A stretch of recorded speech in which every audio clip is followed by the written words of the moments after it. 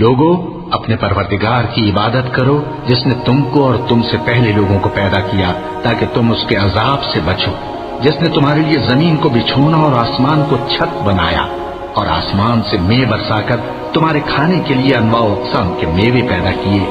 بس کسی کو اللہ کا ہمسر نہ بناؤ، اور تم جانتے تو ہو۔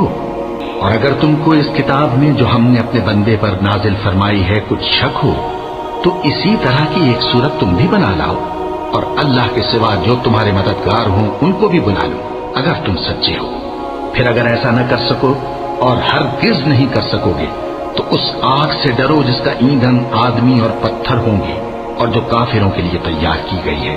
اور جو لوگ ایمان لائے اور نیک عمل کرتے رہے ان کو خوشخبری سنا دو کہ ان کے لیے نعمت کے باغ ہیں جن کے نیچے نہریں بہہ رہی ہیں۔ جب انہیں ان میں سے کسی قسم کا میوہ کھانے کو دیا جائے گا تو کہیں گے یہ تو وہی ہے جو ہم کو پہلے دیا گیا تھا، اور ان کو ایک دوسرے کے ہم شکل میوے دیے جائیں گے، اور وہاں ان کے لیے پاک بیویاں ہوں گی اور وہ بہشتوں میں ہمیشہ رہیں گے۔ اللہ اس بات سے آر نہیں کرتا کہ مچھر یا اس سے بڑھ کر کسی چیز مثلا مکھی مکڑی وغیرہ کی مثال بیان فرمائے۔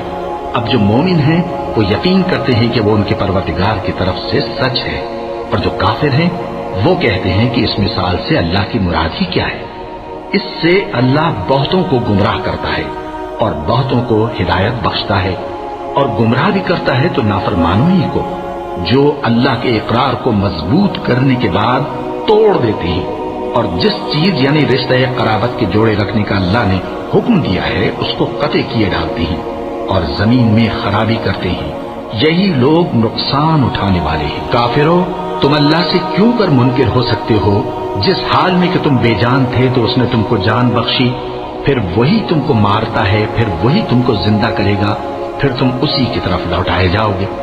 وہی تو ہے جس نے سب چیزیں جو زمین میں ہیں تمہارے لیے پیدا کی، پھر آسمانوں کی طرف متوجہ ہوا تو ان کو ٹھیک ٹھیک 7 آسمان بنا دیا، اور وہ ہر چیز سے خبردار ہے۔ اور وہ وقت یاد کرنے کے قابل ہے جب تمہارے پروردگار نے فرشتوں سے فرمایا کہ میں زمین میں اپنا نائب بنانے والا ہوں۔ انہوں نے کہا کیا تو اس میں ایسے شخص کو نائب بنانا چاہتا ہے جو خرابیاں کرے اور کچھ تو خون کرتا پھرے؟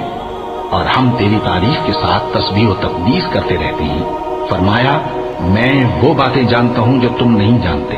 اور اس نے آدم کو سب چیزوں کے نام سکھائے، پھر ان کو فرشتوں کے سامنے کیا اور فرمایا کہ اگر سچے ہو تو مجھے ان کے نام بتاؤ۔ انہوں نے کہا تو پاک ہے، جتنا علم تو نے ہمیں بخشا ہے اس کے سوا ہمیں کچھ معلوم نہیں، بے شک تو دانا ہے، حکمت والا ہے۔